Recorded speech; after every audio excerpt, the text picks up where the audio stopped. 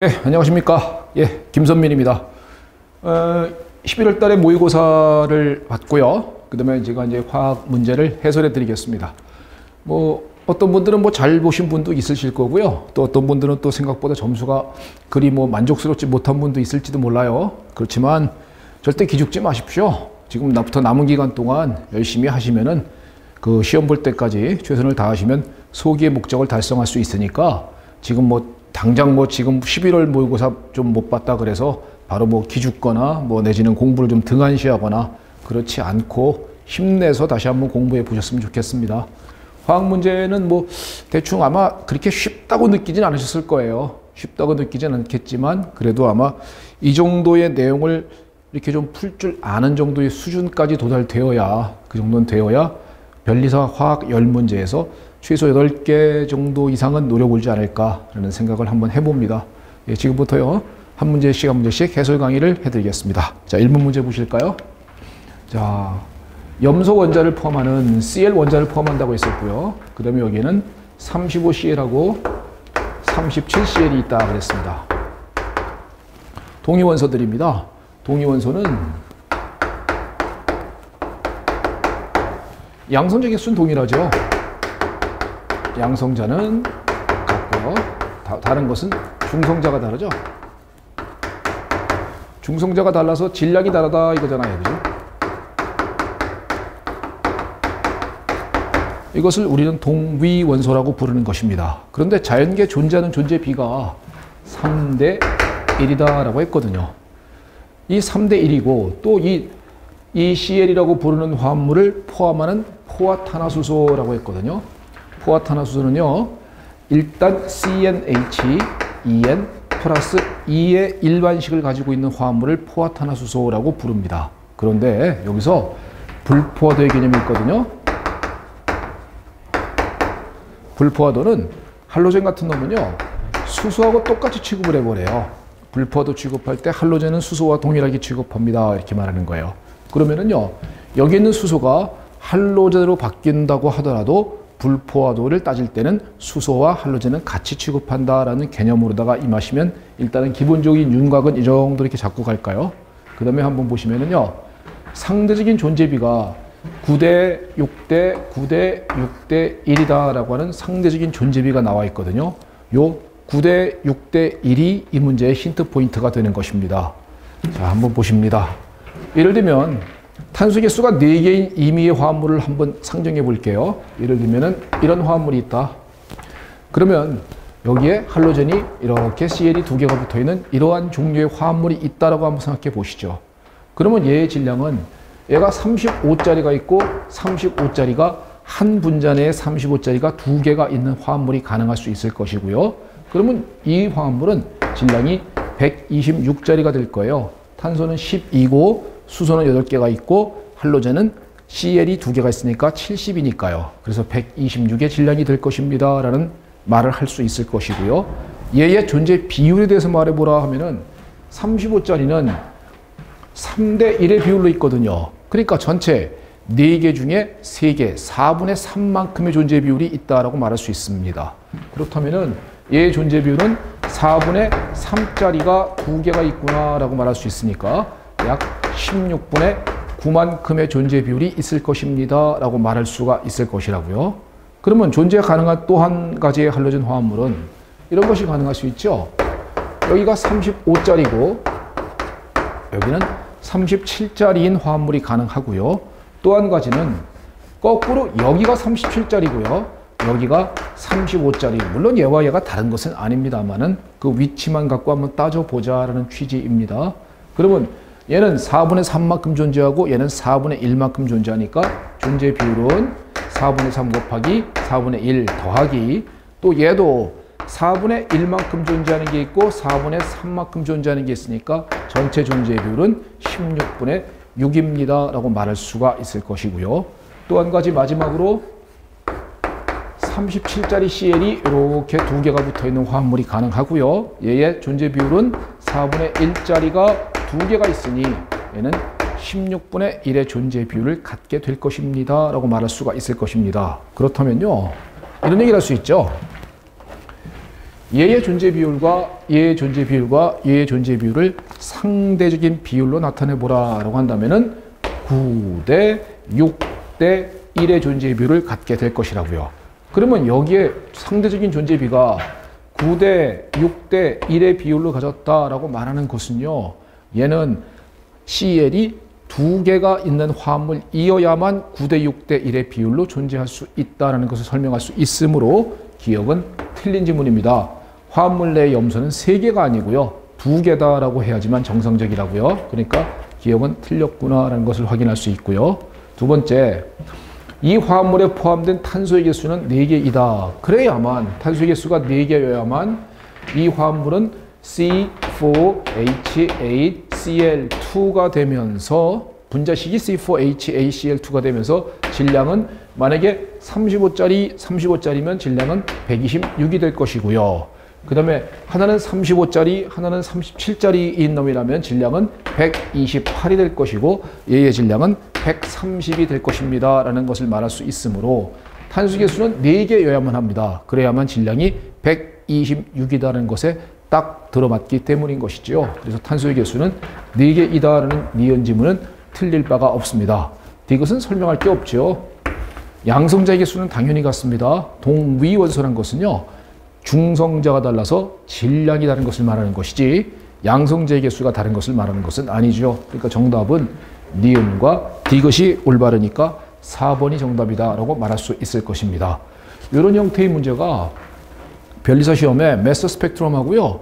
약간의 유기화학적 지식을 갖다가 판단하는 문제가 이게 몇 번이 뜬 적이 있었어요. 그러므로 제가 볼 때 이 정도 문제 정도는 풀 줄 아는 것이 아마 분광학 공부에서도 꼭 필요한 내용이 아닐까 하는 생각을 한번 해봅니다. 자, 문제 11번이었습니다. 12번 가볼게요.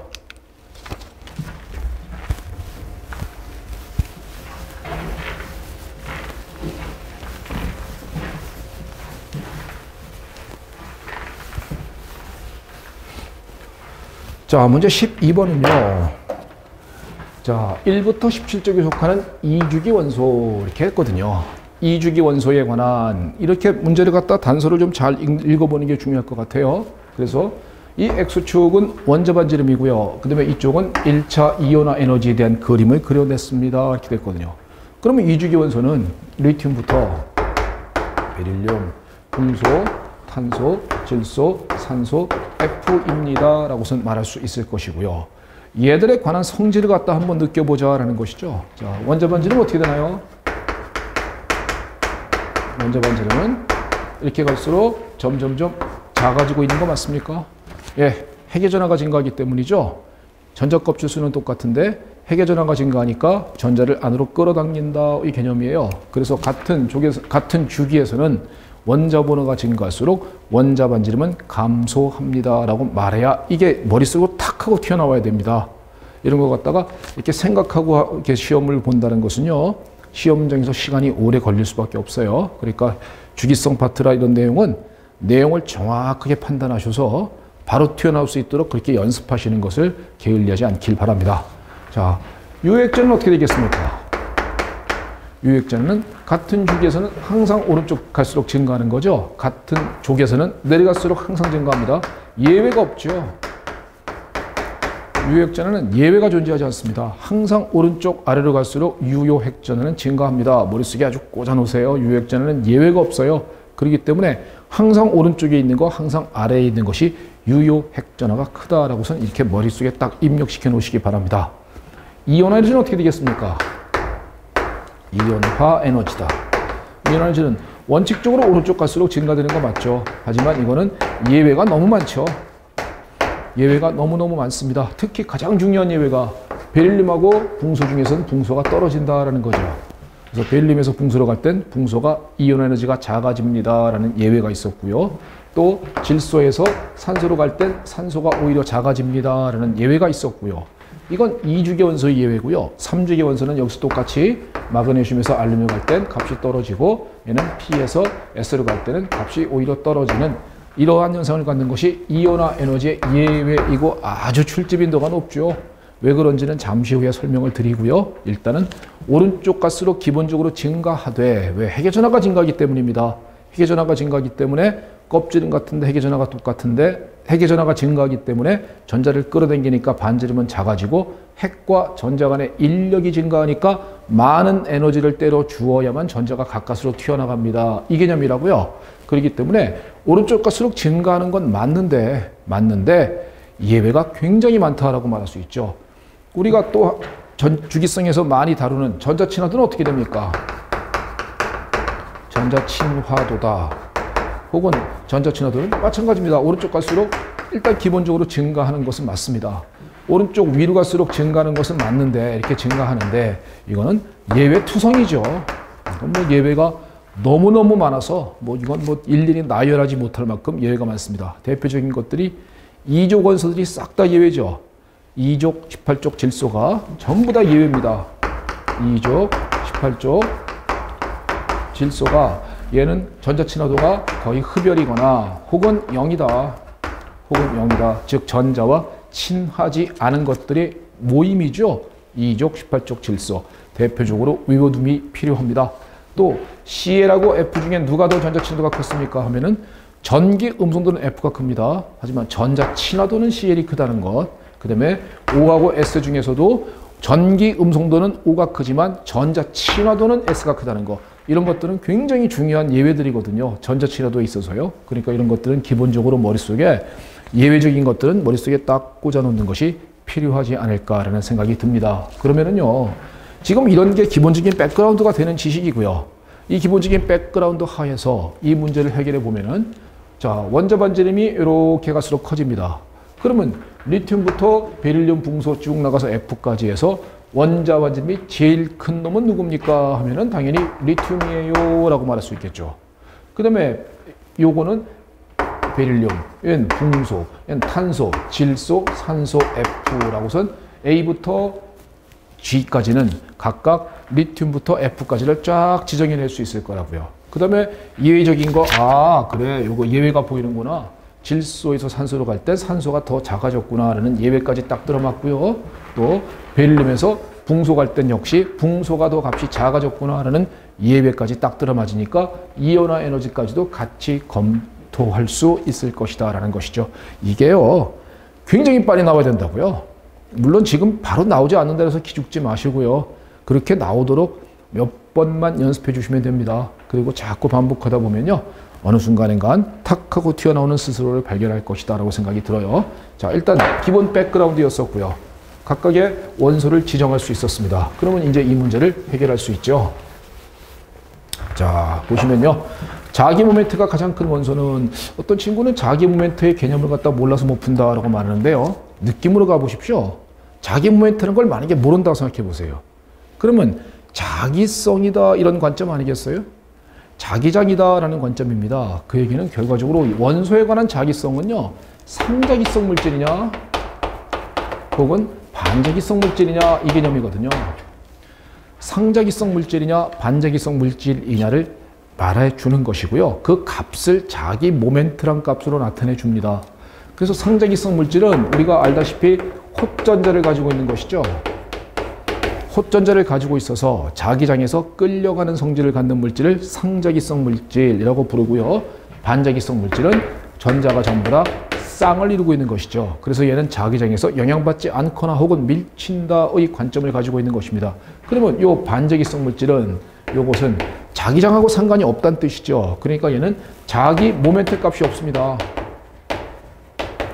자기 모멘트가 없을 것이다 라고 말할 수 있을 거라고요. 전자가 전부 다 쌍을 이루고 있고 자기장에서 영향받지 않으니까요. 그러면 상자기성 물질은 헛전자가 있으면 자기성을 띈다. 자기장에서 끌려간다의 관점인데요. 그러면 자기 모멘트가 크다는 얘기는 이런 얘기를 할 수 있겠죠. 자기 모멘트 크다. 이 얘기는 헛전자 많다. 헛전자가 많다의 관점을 가질 수 있을 거라고요. 이게요. 이런 멘트를 물론 제가 수업할 때 배이화학에서 알려드립니다. 알려드리긴 하지만은 이런 멘트를 만약에 모르는 것이 시험장에서 떴었을 때라도 당황하지 마시고 우리가 알고 있는 기본적인 상식으로 기본적인 지식으로 한번 접근해 보십시오. 그런 취지로다가 자기 모멘트란 말을 한번 써봤어요. 그래서 자기 모멘트는 이런 견점이다. 상자기성 물질, 헛전자가 있으면 자기 모멘트를 가질 것이다. 그러면 헛전자의 개수가 많으면 많을수록 자기 모멘트가 클 것이다. 공식을 알려드리면요. 루트 n 플러스 2라는 공식을 가져요. 네, 공식까지 뭐 굳이 몰라도 됩니다. 여기서 n은 헛전자의 개수거든요. 헛전자의 개수를 갖다 루트 n 플러스 2라고 부르는 자기 모멘트의 값인데요. 이 공식까지는 굳이 공부하려고 하지 마시고요. 모를지라도 어쨌든 간에 헛전자의 개수가 많으면 자기 모멘트가 큽니다. 이 관점 정도는 지금 이제 알아두셨으면 좋겠습니다. 그러면 여기 있는 원소 중에서 가장 헛전자가 많은 놈은 누구냐 얘기가 되겠죠. 그러면 원자번호 7번인 질소다라는 건 알 수 있겠습니까? 질소는 전자비치가 1s2, 2s2, EP3죠.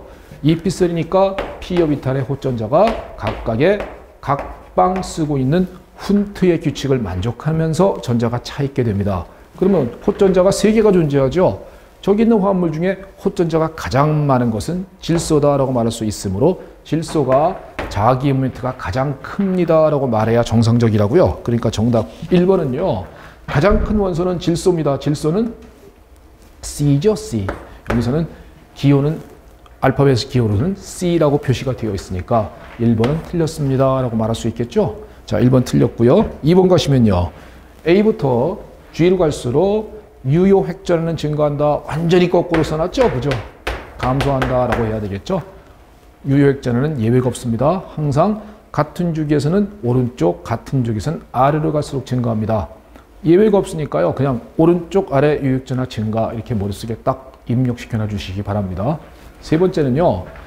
E의 2차 이온화질은 D의 2차 이온화 에너지보다 크다라고 했는데요. 이 관점이 무슨 관점이냐면요.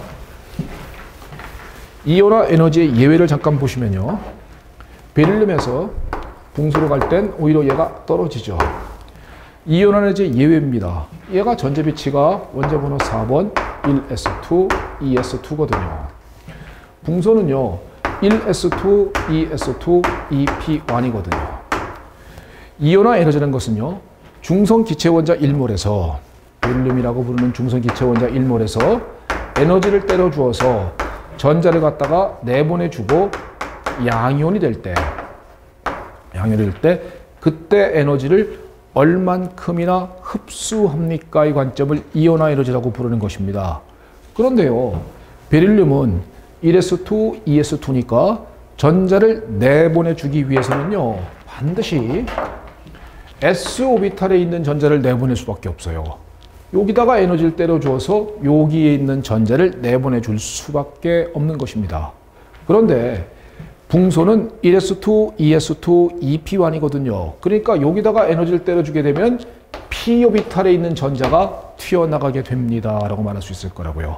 그러면 p오비탈은 s오비탈보다 유효 핵전화가 작다라는 관점은 알고 계시지요? p오비탈은 s오비탈보다 유효 핵전화가 작습니다. 핵의 영향력을 덜 받는다 이 관점입니다. 그러면은요.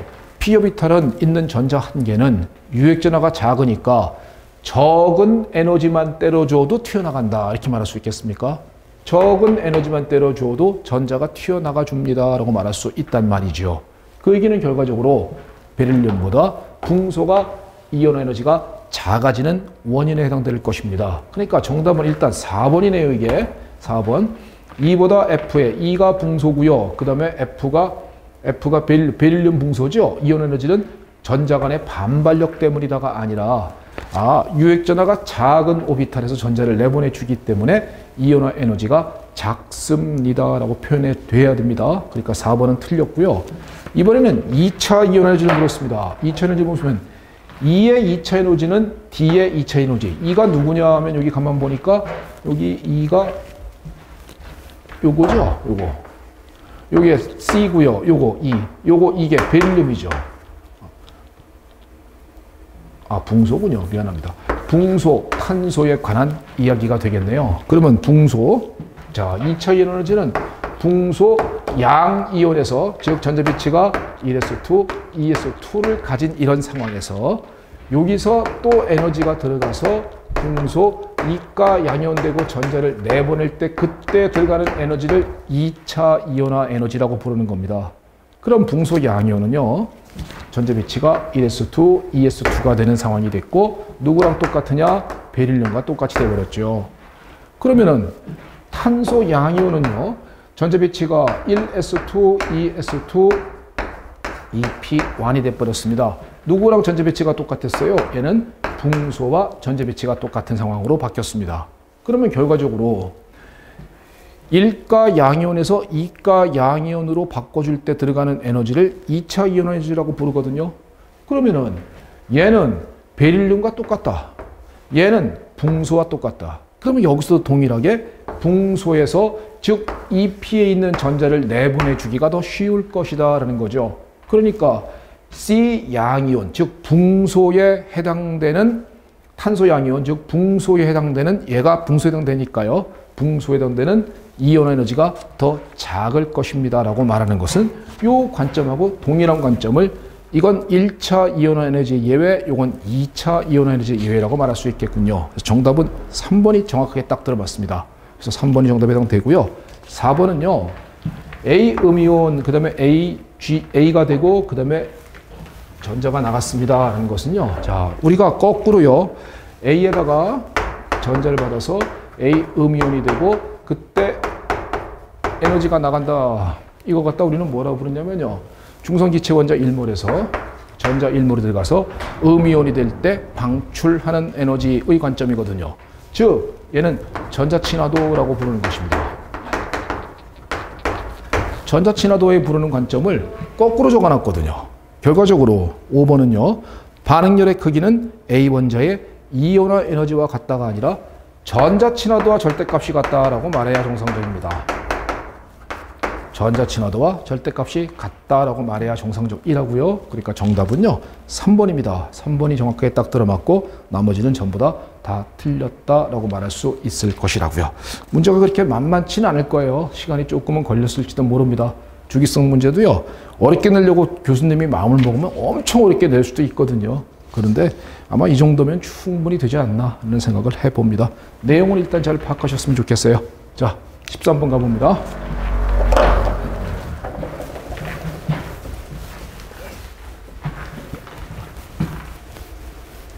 공유결합 화합물입니다. 여기서 바로 그냥 다이렉트로 그림을 바로바로 그려드릴게요. SiAF는 얘는 Si에 F가 4개가 붙어있는 화합물입니다. Si 탄소족이에요. 그러니까 탄소하고 다를 바가 없어요.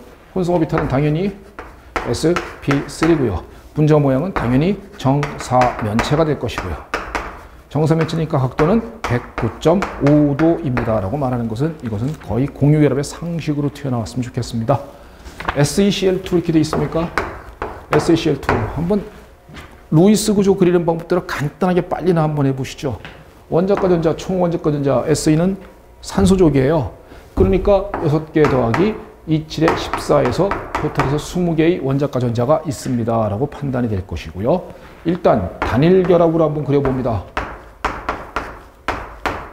단일 결합으로 일단 그리면은 SE에 CL이 2개가 붙어 있는 구조를 갖다 일단 그려내고, 그 다음에 20개에서 4개 뺀 16개의 전자를 전기 음성도가 큰 원자인 CL에 먼저 한번 배치해 봅니다. 둘, 셋, 넷, 다섯, 여섯, 일곱, 여덟, 아홉, 열, 열하나, 12개가 배치가 됐고 4개가 남는군요. 4개를 중심 원자 SE에 갖다 놓으면 되겠죠.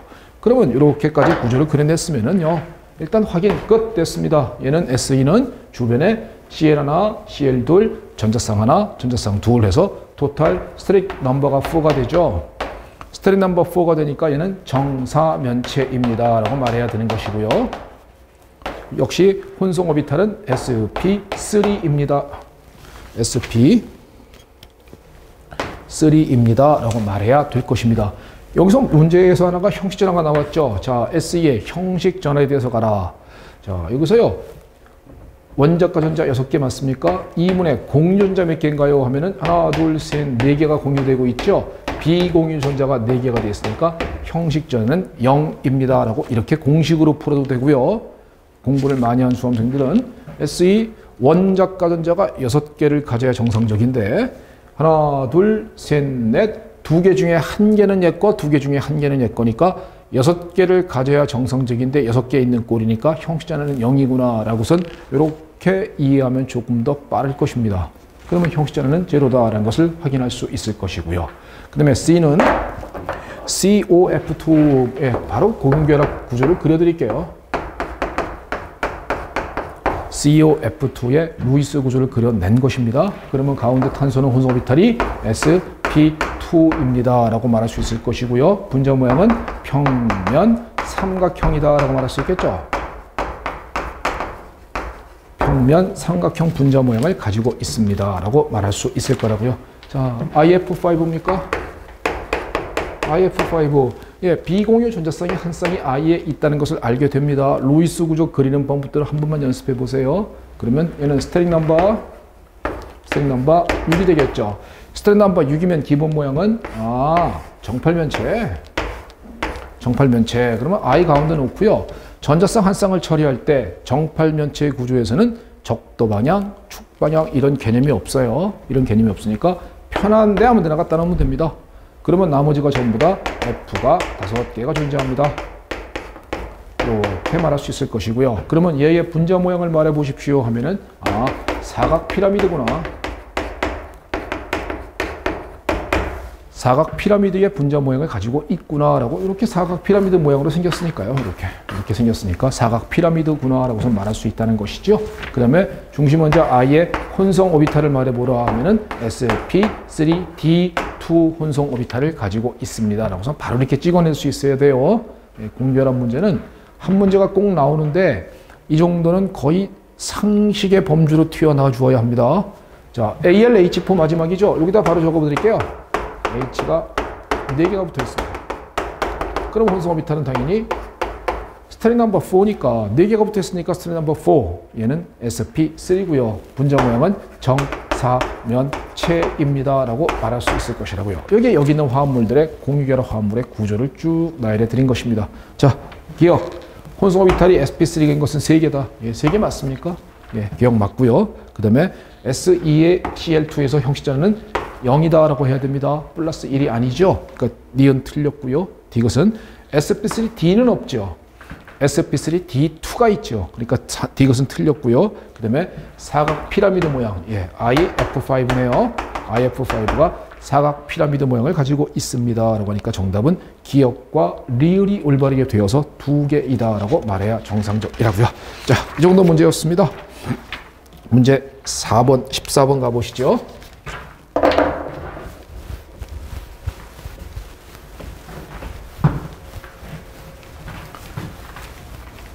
고체 파트 문제를 어려워하는 분이 꽤 많죠.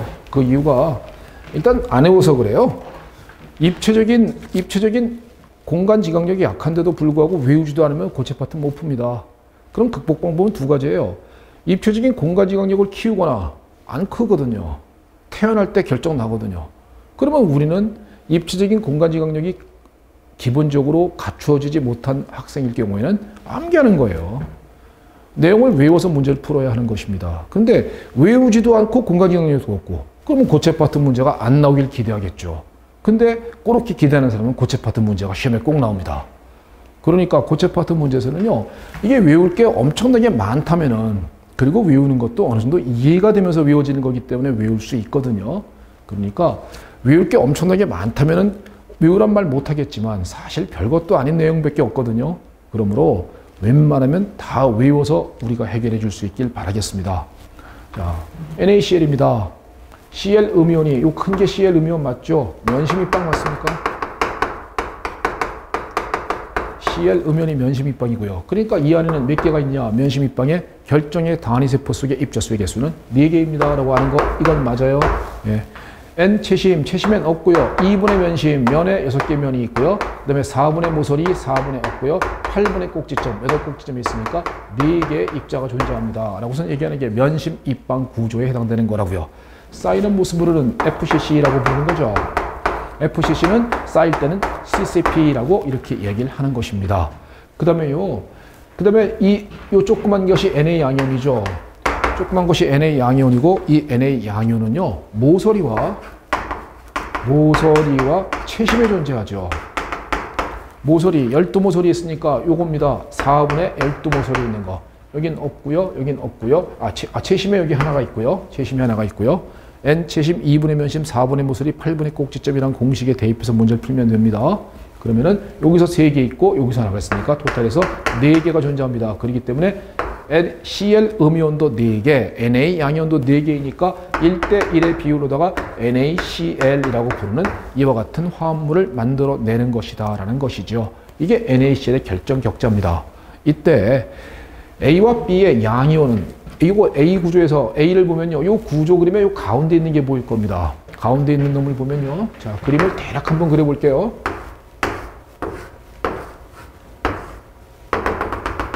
이와 같은 결정 격자에서 채심의 한 덩어리가 Na 양이온이 들어있거든요. 채심의 정 가운데 한 덩어리가 딱 들어있는 상황을 보세요. 그 다음에 얘에 바로 붙어 있는 놈을 배위수라고 부르거든요. 얘에 바로 붙어 있는 놈은 당연히 Cl 음이온일 거예요.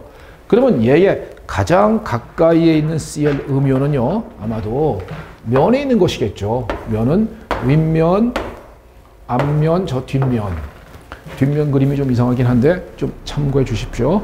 가운데 채심에 있는 Na 양이온을 기준점으로 해서 가장 가까이에 있는 Cl 음이온은 면에 있는 놈이 가장 가까울 거라고요. 그래서 요거 갖다 우리는 팔면체 홀이다라고 부르는 거죠. 팔면체 홀에 관한 얘기는 뭐 다음에 또 한번 할 기회가 있을 것입니다. 그러면은 요 Na 양이온은 몇 개가 주변에 Cl 음이온이 붙어 있습니까? 말하면은 6개가 붙어 있어요 라고 말해야 된다고요. 그러면 A와 B의 양이온의 배위수는 그랬거든요. 그때 양이온은 여기서는 Na 양이온이고요. 배위수가 6이 되겠죠. 6이 되고 자, 요건 CsCl인데요. 자, 요거 한번 좀 지우고요. 요건 가운데가 CS 양이온이고 주변이 Cl 음이온이네요. 가운데 한 덩어리가 그대로 있기 때문에 입자 1개가 있고요. 꼭지점에 8꼭지점이 있으니까 8분의 8에서 역시 하나니까 CsCl 1대1의 비율로다가 이온 결합성 물질을 형성해 줍니다 라고 말하는 것이고요. 주변에 가운데 있는 CS 양이온을 기준점으로 주변에 바로 붙어 있는 게 몇 개입니까 하면은 이건 눈에 보이잖아요. 그죠? 8개가 붙어 있죠. 그러니까 6대8이 되니까 얘는 3대4로서 양이온의 배위수는 3대4이다 라고 하는 기억 지문은 올바르게 되어 있는 거라고요. 이런 거를 이 그림을 보고선 판단을 못 한다는 겁니다. 물론 이 그림은 이 가운데 채심에 있는 것을 갖다 보면서 배위수가 6개 있구나 라고서 셀 수 있다면 그건 공간지각력이 어마어마한 수험생이고요. 그러니까 웬만하면 이런 기본적인 내용 NaCl이라든가 BaCl2라든가 이런 기본적인 화합물의 것들은 전부 다 암기를 하고 들어가면 된다는 것이죠. 그러면은 거의 예외 없이 다 걸릴 테니까요. 그 다음에는 자, 두 번째 A탑의 염화 이온과 요겁니다.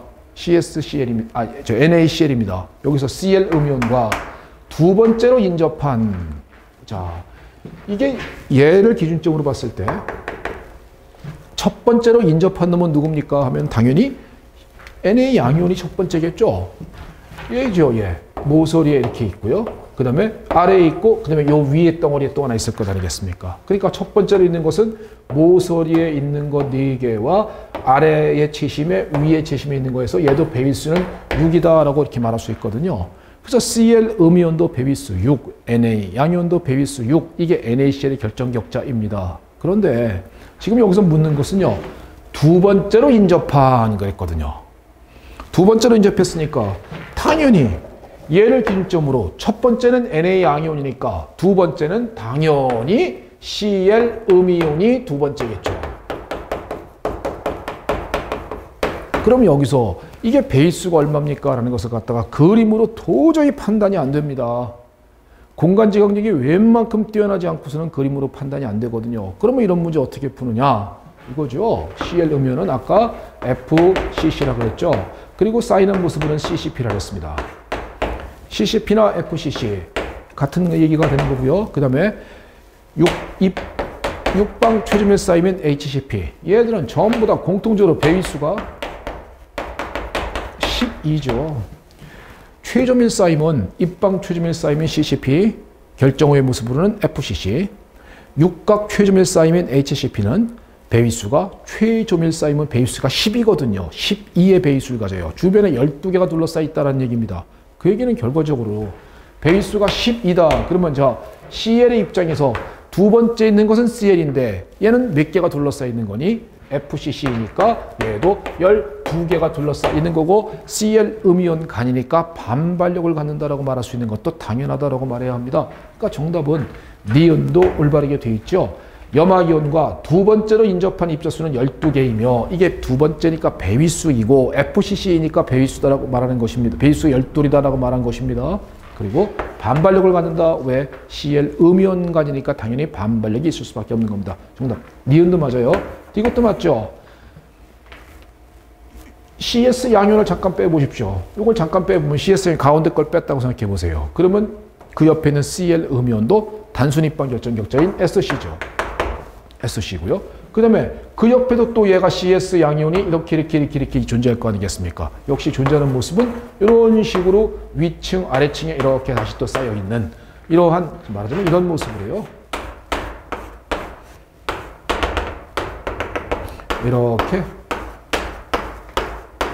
이렇게 이런 결정 모습을 갖다 우리는 SC라고 부르는 단순 입방 결정 격자라고 부르는 거죠. 그러면 CL 음이온만으로 봐도 SC고 CS 양이온만으로 보더라도 SC일 것이고 그러니까 각각의 이온은 단순 입방 구조를 이루면서 정확한 표시고요. 반복되는 단위세포는 전체는 이런 구조를 갖다 뭐라고 그러냐 이 단순 입방 구조에서 가운데 한 덩어리가 같이 있는 것을 갖다 우리는 BCC 채심 입방 결정 격자라고 부르는 거 맞죠? 그러니까 전체적인 반복되는 단위세포는 채심 입방 구조를 띈다라고 하는 이것도 올바른 표현이 될 것이라고요. 고체 파트 암기하지 않고선 개념으로 풀 수 있는 정도의 수험생이라면 공간지각력이 어마어마한 수험생입니다. 외우십시오. 저는 여러분들에게 암기하는 것을 추천합니다. 이 정도의 노력은 기울여야 되지 않겠습니까? 예, 이 정도의 노력은 좀 해주셨으면 좋겠고요. 그리고 화학에서 자꾸 학생들이 10문제니까 버리는 측면이 있다. 그러면 자연과학계는 다 버리게 되잖아요. 그죠? 그러면 도대체 무엇을 강점으로 가질 것입니까? 그것은 스스로 공부를 안 한다는 약함이에요. 그죠?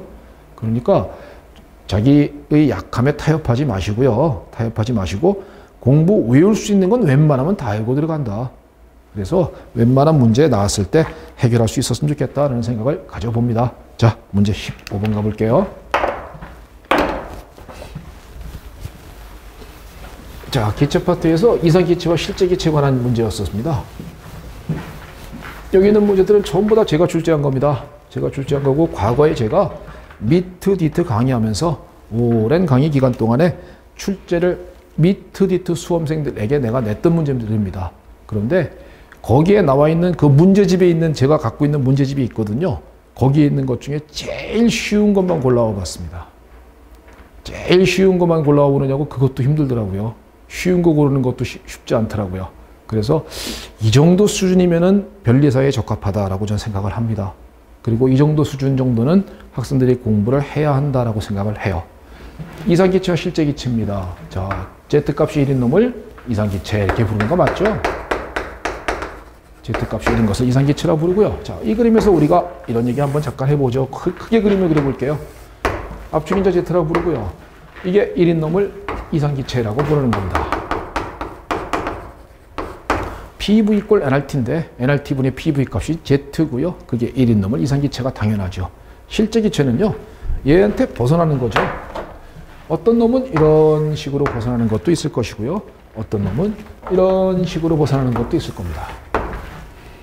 이렇게 벗어난 놈이 있을 때, 자, 이게 Z값이 1보다 아래로 갔다. 이게 뭘 의미하는 거냐면요. 이 아랫부분이요. 이 아랫부분은 Z값이 1보다 작은 거 맞습니까? 이거를 갖다가 수업 시간에도 정확하게 제가 설명을 드린 적은 없어요. 물론 간단하게 말은 한 적이 있습니다만 너무 어렵게 꼬지 마시고요. 그냥 간단하게 Z값이 1보다 작다. 그러면 인력하고 반발력 중에 인력이 우세하다. 이렇게 관점을 잡아주시겠어요? Z값이 1보다 작다. 인력 우세. 이렇게 잡아주세요. 그러면 거꾸로요. Z값이 1보다 큰 구역 있죠. 이건 위에 있지 않습니까? Z값이 1보다 큰 구역은 즉, 이건 인력하고 반발력 중에서 반발력이 우세합니다. 라고 하는 거예요. 자, 관점 하나 갑시다. 이상기체는 인력 반발력이 아예 없어요. 이상기체는 인력과 반발력이 없는 기체를 이상기체라고 부르는 겁니다. 그렇기 때문에 Z값은 영원히 1인 놈을 이상기체. 실제 기체는 이상기체로부터 벗어나는 것이 실제 기체인데 이때 아래로 밑으로 처지는 거요. 밑으로 처지는 Z값이 1보다 작을 때를 뭐라고 하느냐? 인력이 반발력보다 우세합니다 라고 말하는 것이고요. 그 다음에 이 위로다가 Z값이 1보다 커지는 이 구역을 갖다가 우리는 반발력이 인력보다 우세합니다 라고 표현하는 것입니다. 그래서 정답은 1번이 이게 그 얘기예요. 1기압에서 분자 간의 인력은 1기압이니까 여기가 200기압입니다. 그러니까 한 2점 되겠죠. 그러니까 2점 되니까 Z값이 1보다 작은 영역에서 이런 표현이잖아요. 그러면 Z값이 1보다 작은 영역이니까 인력은 A는 밑으로 쳐졌고 위는 올라가 있죠. A는 위로 Z값이 1보다 커지게 됐고 A는 밑으로 내려가 있고 B는 위에 있습니다. 그 그림을 보시면 그렇죠. 그러면 결과적으로 분자 간의 인력은 A가 더 커야 기억은 틀렸군요. A가 더 커야 한다라고 말할 수 있으므로 기억은 잘못되었습니다. 틀렸습니다. 라고 말하는 거라고요. 요 관점으로 푸는 겁니다. 그 다음에 여기서 또 한 가지 우리가 상식으로 꼭 기억해 두셔야 될 거. 이렇게 갈수록 이쪽이 압력입니다. 이렇게 갈수록 압력이 증가하는 거죠. 그러면 압력이 증가하면 항상요. 분자 간의 거리는 기체 분자 간의 거리는 작아집니다. 압력이 증가한다. 분자가 좁혀지는 거죠. 압력이 내려 누른다. 분자가 좁혀진다. 그러니까 기체와 기체 간의 분자 간의 거리는 작아지는 거예요. 그럼 분자 간의 거리가 작아진다는 얘기는 오호 인력은 어떻게 될까요? 하면 기체와 기체 간의 분자 간의 거리가 가까워집니다. 그러면 인력은 당연히 증가할 수밖에 없죠. 압력이 커졌다. 분자 간의 거리가 작아지는 것이고 인력은 커질 수밖에 없습니다. 반발력은 어떻게 되겠습니까? 반발력도 마찬가지입니다. 멀리 있었을 때는 반발력 없을 겁니다. 가까워져야 반발하는 거예요. 그러니까 반발력도 커집니다. 이거 관점이에요. 압력이 커지면 분자 간의 거리가 가까워지고 인력도 커지고 반발력도 커집니다. 이게 헷갈린단 말이에요. 그래서 압력이 커지면 왠지 인력과 반발력은 달리 적용할 것 같은 느낌이 오거든요. 그래서 그 오해 때문에 문제 디귿, 리을을 그래서 많이 틀립니다. 이게 아니고요. 압력이 증가한다. 분자 간의 거리가 가까워지게 되고 인력도 증가, 반발력도 증가. 그러면 결론적으로 자, 이 지점을 가라고 했고 이 지점을 나라고 했다. 이 점을 나라고 했다. 가보다 나가 압력 큰 거 맞죠? 그러면 가보다 나는 인력도 크고요. 반발력도 큽니다. 라고 하는 그게 디귿 리을이라고요. 그래서 오른쪽으로 갈수록 인력도 커지고 반발력도 커집니다. 그래서 디귿은 틀렸고요. 리을이 올바른 겁니다. 기체의 반발력은 나가 더 크다라는 거고요. 인력은 역시 나가 더 크다라고 말해 정상적입니다. 그러니까 기억 틀렸고 디귿 틀렸고 리을만 맞습니다. 리을은요. 밀도 문제가 나왔어요. 이런 밀도 문제가 나왔을 때 가 지점하고 나 지점의 밀도에 관한 문제가 나왔는데 이 밀도에 관한 문제가 나왔을 때 이거 갖다 관념적으로 밀도는 부피분의 질량인데 어떻게 될까 이렇게 풀면 못 풉니다. 못 풀어요. 기체 파트에서도 마찬가지고요. 공식입니다. 밀도 D는요. 항상 ZRT분의 PM이에요. Z는 압축인자고요. R은 기체 상수값이고요. T는 절대 온도고요. P는 압력이고 M은 분자량입니다. 이건 분자량이에요. 그래서 밀도 D는 ZRT분의 PM인데요. 가에서의 밀도를 구해보자. 그러면 여기가 압력이 얼마로 되어 있냐면 200 ATM 되어 있고요. 여기가 얼마로 되어 있냐면 0.8이라고 되어 있습니다. 이게 Z값이고요. 이게 압력입니다. 그러면 Z값이 얼마로 되어 있습니까? 하면은 밀도 D는 0.8로 되어 있고요. R은 R이고요. 온도는 지금 300K에서 그랬으니까 온도가 다 똑같은 겁니다. 양쪽이. 그러니까 얘는 300K에서고요. 압력이 얼마로 되어 있냐면은 200 ATM 되어 있고 그 다음에 얘는 A의 분자량이니까 그냥 MA라고 적어 놓지요. 이게 가에서의 밀도죠. 그러니까 이런 문제 풀 때요. 관점으로 부피분의 질량. 부피가 어떻게 되지? 질량은 어떻게 되지? 못 풉니다. 기체 파트에서도요. 공식 외우지 않고 문제를 풀려고 한다? 글쎄요. 물론 공식에 접하지 않는 문제가 나올 수도 있습니다만은요. 이런 문제에서도 마찬가지로 공식을 얼마나 잘 외우느냐의 문제가 될 것이라고요. 나에서는 밀도가 어떻게 될까요? 하면 자, 밀도 D는 Z 값이 얼마로 되어 있습니까? 하면은 나에서는 1.2라고 여기 써 있고요. 압력은 600이라고 써 있죠. 그러니까 얘는 1.2, R을 T는 300, 그 다음에 얘는 600, 얘도 A에 관한 거니까 MA라고 말할 수 있겠네요. 그죠? 어차피 나지짐에서도 A에 관한 그림도 되잖아요. 그러니까 결과적으로 얘와 얘의 밀도 비를 갖다 몇 대 몇입니까? 라고 해서 얘기하는 거예요. 이건 정리하면 됩니다. 1대 2의 비를 가져야 합니다. 그래서 정답은 2대 1이다가 아니라 1대 2입니다. 라고 말해야 되니까 정답은 리얼 한 개만 올바르게 되어 있는 지문이었습니다. 기체 파트 공식 암기하셔야 됩니다. 즉 화학 이해만으로 접근하려고 하시면요. 물론 이해를 못하면 접근도 안 됩니다. 당연한 얘기예요. 근데 이해만으로 승부를 보겠다? 그러면 문제 푸는 한계가 생겨요.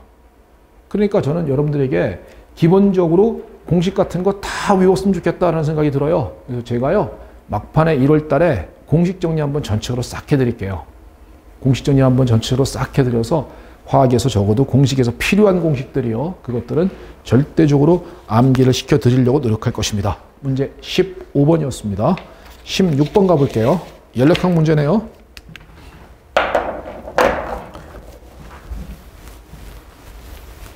이 PPT 그림이 너무 작아가지고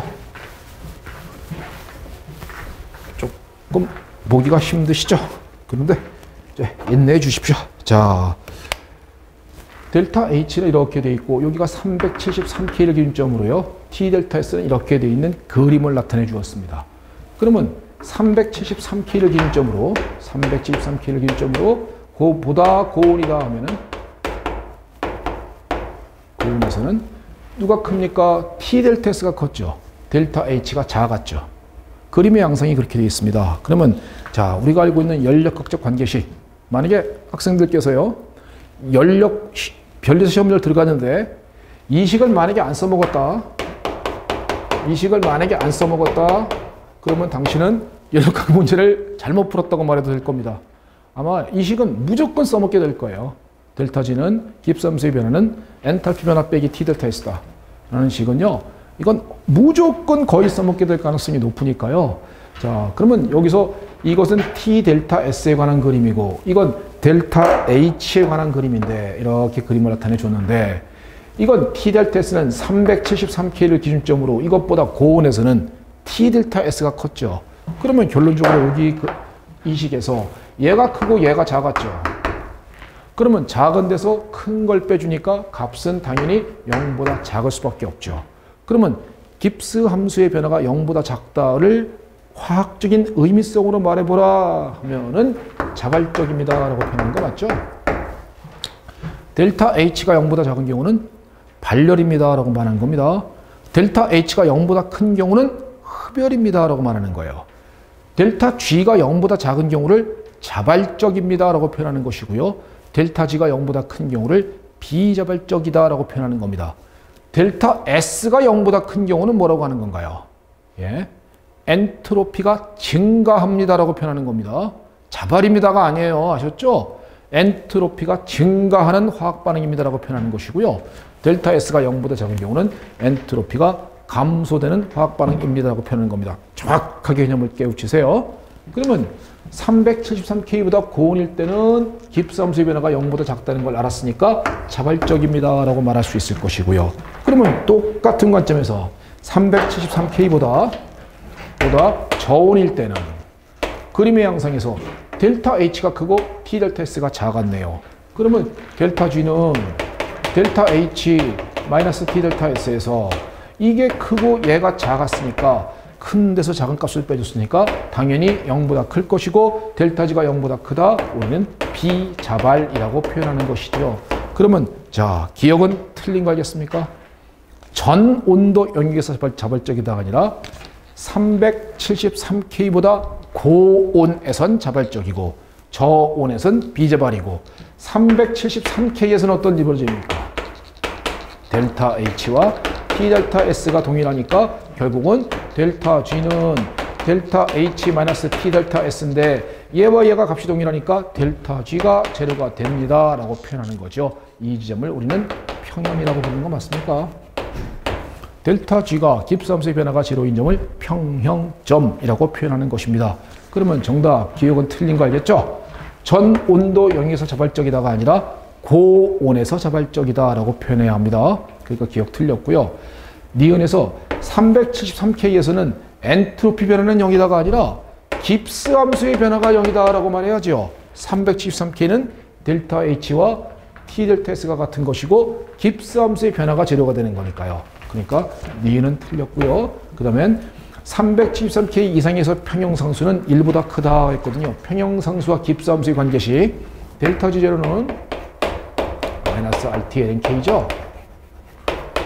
373K 이상의 고온에서도 델타 G0라는 말을 표현을 쓸 수가 있습니다. 여기서 어떤 친구들은 298K일 때만 써먹는 시간인가요? 아니에요. 온도가 바뀌어도 이 시간 써먹을 수 있습니다. 이게 이제 학생들의 이해하기가 쉽지 않거든요. 그러니까 우리는 이 정도는 그냥 그런가 보다 하고 받아들이는 것이 필요해요. 그러니까 델타 G0는 꼭 298K가 아니어도 이 식을 사용이 가능하다라는 관점을 알아두세요. 그러면 373K보다 고온에서는 델타 G0가 0보다 작은 자발적인 거 맞죠? 그러면 결과적으로 이게 0보다 작으니까 얘가 마이너스 RT-LNK라는 평형상수랑 연결되거든요. 그러면 평형상수 K 값은 당연히 1보다 커야지만 앞에 로그가 있는데 얘가 1보다 크고 앞에 마이너스가 있으니까 전체적으로 0보다 작은 마이너스 값을 갖습니다. 라고 말할 수 있을 거예요. 그러니까 정답은 기억 틀렸고 니은 틀렸고 디귿 맞습니다. 그래서 평형상수 값은 1보다 크다라는 디귿은 맞고요. 그 다음에 타당한 예로는 이 반응이 가능하다라는 건데요. 이 문제가 리을이 아마 제일 어려울 거예요. 자, 이 공부를 많이 해야지만 해결할 수 있거든요. 공부를 많이 한 수험생, 이거 봐라. 이거 봐라. 연력학에서 뭔가 관점을 뚫었다 하는 수험생들은요. 이거 봐라. 고온에서 자발적이네. 저온에서 비자발이네. 고온에서 자발. 그러면은 결과적으로는 고온에서 자발, 어머나 델타 H가 0보다 큰 경우 델타 S가 0보다 큰 경우를 말해주는 거구나 라고서 이게 탕 하고 튀어나오는 수험생이 있을지도 몰라요. 이 정도 공부를 했다면 당신은 정말 화학을 많이 한 겁니다. 그리고 화학에 대해 자신감을 가져도 괜찮을 것입니다. 이 정도가 튀어나오지 않는다면 설명을 드려보겠습니다. 델타 G는 델타 H 마이너스 T 델타 S거든요. 얘가 플러스인 경우, 즉 0보다 큰 경우 생각해 보세요. 델타 S도 플러스인 경우 0보다 큰 경우를 생각해 보세요. 그러면요. 얘가 플러스, 얘가 플러스. 말로 하면은 흡열 반응이면서 엔트로피가 증가하는 화학 반응 이런 소리입니다. 어떤 반응인데, 어떤 변화인데 그 변화가 흡열이면서 엔트로피가 증가하는 변화일 때는 온도가 어떨 때 델타 G가 마이너스가 될 수 있습니까? 라는 거거든요. 온도가 어떨 때, 이게 어떨 때 0보다 작아질 수 있겠습니까? 라고 말한다면은 이거죠. 아, 얘는 플러스다. 얘도 플러스다. 근데 앞에 마이너스가 있다. 얘가 변수 아니겠냐? 얘 값이 굉장히 커야죠. 이 값이 굉장히 커서 이 값보다 이 값이 전체적으로 값이 더 커졌을 때, 그래서 작은 데서 큰 데를 빼주는 경우에 마이너스가 될 수 있을 것입니다. 그 얘기는 델타 H가 플러스, 델타 S가 플러스일 때는 고온에서 자발적이다 라고 표현하는 것이죠. 마이너스는 저온에서 자발, 마이너스 플러스는 무조건 자발, 플러스 마이너스는 무조건 비자발. 상식입니다. 그리고 이게 탁 하고 떠오르면 이렇게 말하면 아는데 이게 바로 떠오르질 않으면은 이게 공부를 조금 덜 한 것이고요. 이 정도가 떠오르면 정말 많이 한 것이고요. 말을 듣고 나서도 뭔 말하니? 라고 하면 하나도 안 한 거죠. 근데 어느 정도는 했을 거라고 믿습니다. 지금 뭐 못한다고 기죽지 마세요. 절대로. 그래서 고온에서 자발은 바로 이런 경우입니다. 그러면은 H2 리퀴드가 H2 가스가 되는 경우는 이 경우에 해당되겠는가라는 거죠. 액체를 기체로 바꾸고 싶습니다. 에너지가 열이 들어가야죠. 흡열입니다. 당연히 여기에 에너지를 때려 주어야 합니다. 일정 압력에서 들어가는 열을 델타 H 기화열이라고 부릅니다. 베이퍼리제이션이라고 부르죠. 그러면 열이 들어가야 되기 때문에 델타 H가 흡열인 플러스입니다 라고 말하는 거 맞죠? 또 한 가지 액체가 기체로 바뀌었다. 엔트로피는 증가되는 거 맞죠? 액체보다 기체가 엔트로피가 무질서도가 크기 때문입니다. 그러므로 액체가 기체가 되는 이 얘는 흡열이면서 엔트로피가 증가되는 경우에 해당되는 이야기 반응 내지는 변화라고 볼 수 있으므로 적절한 이해가 가능하다라고 하는 리을 지문은 올바른 표현일 것입니다. 아마 요거 리을이 아마 제일 어려웠을 거예요. 이 문제에서는. 그러니까 정답은 16번은 두 개가 올바르게 되어 있는 지문인 것입니다. 문제 16번이었습니다. 17번 가볼게요.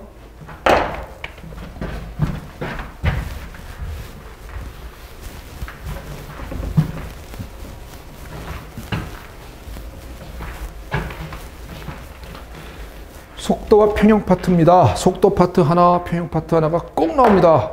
50회를 근방으로 기준점으로 해서 50회, 51회부터 58회까지요. 속도 하나, 평형 하나, 산연계나 전기화학이나 배기화학이나 무조건 나왔어요. 그러니까 속도 평형 문제를 보면요. 최근 문제 56회, 57회, 58회는 조금 쉬웠고요. 57회 문제가 정말 상상을 초월하기 어려웠습니다. 정말 한 문제 푸는데요. 걸리는 시간이 제가 한 7, 8분 걸립니다. 한 10분쯤 걸릴 겁니다. 그러면 수험생들께서요. 시험장 들어가서 그 문제를 풀었다? 다른 걸 못 풀죠. 그런데 속도나 평형 파트에서요. 두 문제가 나온다 그러면은 속도 하나, 평형 하나니까요. 하나 정도는 조금 빨리 풀 수 있고 하나 정도는 조금 오래 걸립니다. 그러면 오래 걸리는 문제는 그건 어차피 손대기가 힘듭니다. 근데 이 정도 문제는 빨리 풀 수 있는 문제 중에 하나가 되거든요. 공부를 얼마나 열심히 하느냐에 따라서요. 빨리 풀 수 있는 문제 중에 하나가 되니까 어떻게 푸는지 한번 가봅시다. 자, 변해가는 과정을 먼저 보세요. 반응이 진행하였을 때 시간에 따른 농도를 나타낸 거다 그랬습니다. 자, A부터 한번 볼까요? 0.8에서 0.1로다가 0.6만큼 떨어졌습니다. 변해가는 과정이 0.6만큼 떨어졌다. B는요, 0.8에서 0.6으로다가 0.2만큼 떨어졌죠. 이럴 때 C란 놈은 0이었다가 0.4몰 정도로다가 0.4만큼 증가됐습니다. 이게 의미하는 바가 바로 이거죠. A 대 B 대 C. 앞에 있는 계수의 B. 앞에 있는 계수의 B가 반응식에서의 계수의 B가 A 대 B 대 C는 바로 A는 0.6만큼 떨어질 때 B는 0.2만큼 떨어지고 C는 0.4만큼 올라간다라는 계수의 B로서 3대 1대 2의 계수의 B를 알 수 있는 겁니다. 이렇게 변해가는 과정에서 바로 이런 걸 차관점으로 잡는구나 라고 말해주는 거예요. 그러면 이 반응은 어떻게 쓰느냐. 세 개의 A가스와 B가스가 반응해서 두 개의 C가스가 되는 이러한 화학 반응을 말해주는 앞에 있는 계수비는 3대 1대 2 몰수의 비, 분자수의 비, 기체일 땐 부피의 비입니다 라고 말해주는 그 관점이라고요. 그러니까 요걸 갖다 먼저 하나 깨우쳐 주시고요. 두 번째는 자, 여기서 온도를 높였다 그랬습니다. 온도를 높였다 그랬더니만 어떤 방향으로 평형이 이동하는 걸 보면요. B란 놈은 증가하고 있었고요. C는 감소하고 A도 증가합니다. 그럼 반응이 어디로 가야 돼요? 온도를 높였더니만 역반응 진행해야지만 되겠죠. 온도를 높였더니만 역반응으로 진행하였다라고 하는 거잖아요. 왜? 그래야만 A와 B가 증가되고 C는 감소합니다라는 이 그림의 양상에 맞아 들어가니까요. 그러면 르샤틀리의 기본적인 원리로 접근해 봅니다. 온도를 높이면 흡열 반응 쪽으로 간다. 맞습니까?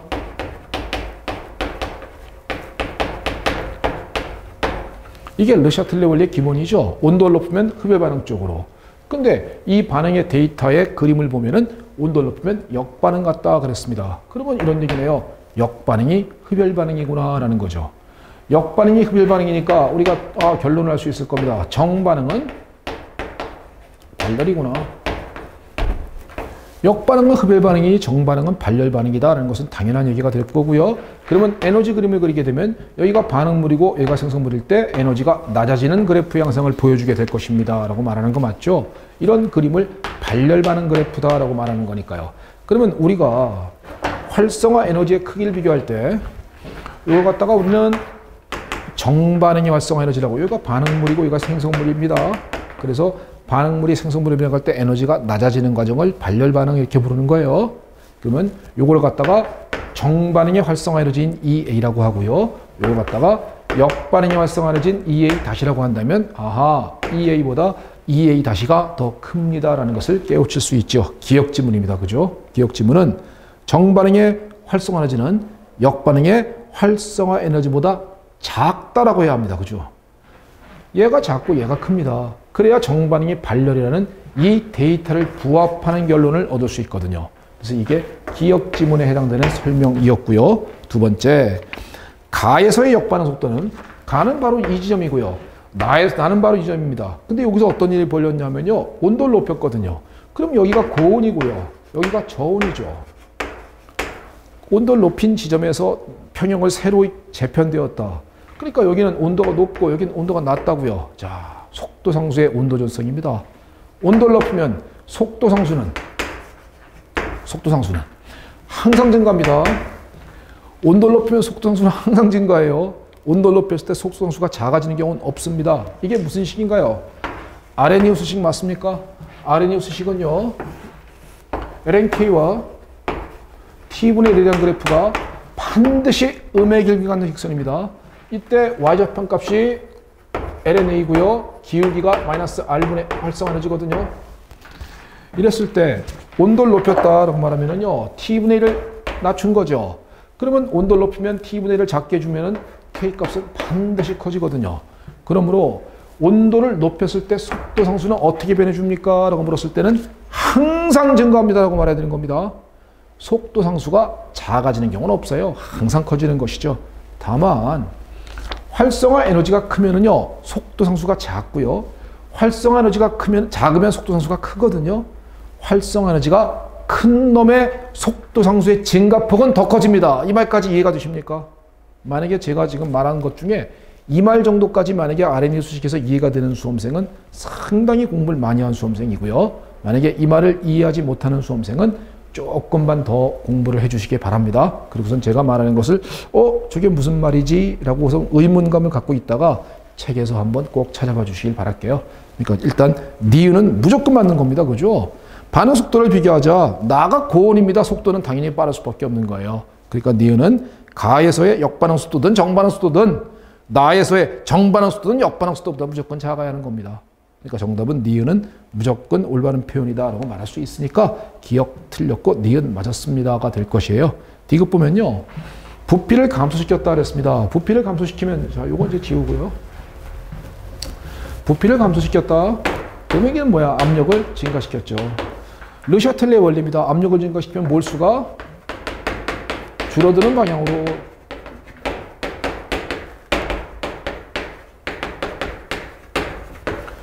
르샤틀레 원리의 기본적인 이론입니다. 네, 제가 수업할 때는 질풍노도 르샤틀레 뭐 이런 식으로 표현했죠. 부피를 낮추면요. 부피를 감소시켜 그랬습니다. 그러면 압력을 높이죠.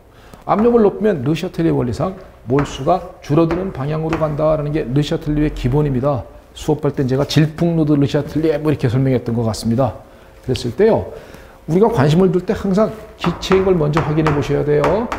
여기에 만약에 솔리드가 있으면 제끼입니다. 리퀴드가 있어도 제끼입니다. 기체인 걸 확인하고 보고요.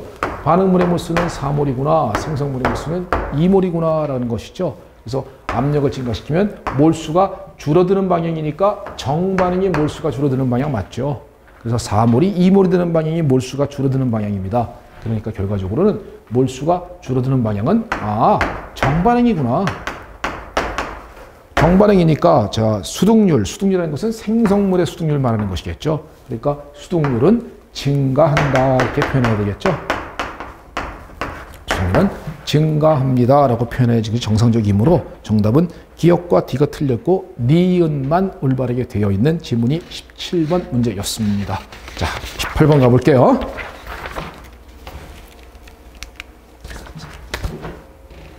산연기 파트입니다. 산연기 파트 문제는 아무리 쉽게 나와도 학생들이 어려워해요. 왜? 뒤에 있거든요, 뭘. 사실 제일 깔끔하고요. 그렇게 어려운 내용도 없고요.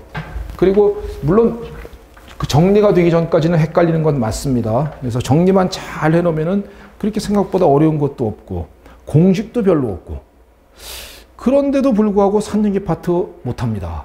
뒤에 있기 때문에 그래요. 그거는요. 항상 보면은 수험생들은 앞에 뭐 별로 그렇게 중요성 없는 뭐 그냥 양론 이런데요. 이런데 막 시간을 다 낭비하다가 진짜로 힘을 써야 되는 속도, 평형, 산력이, 전기, 배기과학에서는 힘을 못 쓰는, 즉 힘 쓸 때 힘쓰고 힘 뺄 때 힘 빼야 되는데 그게 거꾸로 돼버린 그런 공부의 오류를 범하기 때문이 아닐까라는 생각이 들어요. 산전기 파트 생각보다 그렇게 어렵지 않으니까요. 절대 포기할 부분 아닙니다. 제가 가끔가다 어떻게 글을 보다 보니까 뭐 산전기 문제 못 풀겠어요 이런 수험생이 있더라고요. 글쎄요. 참 나한테 그냥 오십시오. 도저히 못 풀겠으면 저한테 오세요. 제가 개인적인 시간을 내서라도 가르쳐 드립니다. 저한테 한번 요청하십시오. 학원에다가 요청을 하시면요. 김소민 선생님한테 과일 받고 싶습니다. 물론 공짜입니다. 예, 과일 받고 싶습니다. 한두 시간 정도 만에 머릿속에 뚫어드릴 자신이 있습니다. 대신에 하려는 마음을 갖고 오셔야 됩니다. 다 떠먹여준다라는 관점으로 오시면 안 해드립니다. 진짜로 하려는 마음을 갖고 오신다면 제가 한 2시간 정도의 산전기 파트는 한 문제를 꼭 맞게 해드릴 자신이 있거든요. 그러니까요. 한번 저를 많이 활용해 주시기 바랍니다. 인산의 pKa가 pKa1 2.15, pKa2, pKa3 값을 제시해 주고요. 로그 2는 0.3, 로그 3은 0.48로 한다. 그랬을 때 0.1 몰농도 H3PO4 10ml와 그 다음에 더하기 0.1 몰농도 NaOH 음이온 5ml 섞었다. 이렇게 섞었을 때 pH가 얼마냐라는 겁니다. 자, 산전기의 차관점. 두 놈이 섞었구나. 부피가 변해가는구나. 부피가 변해가면 몰수로 계산해야 합니다.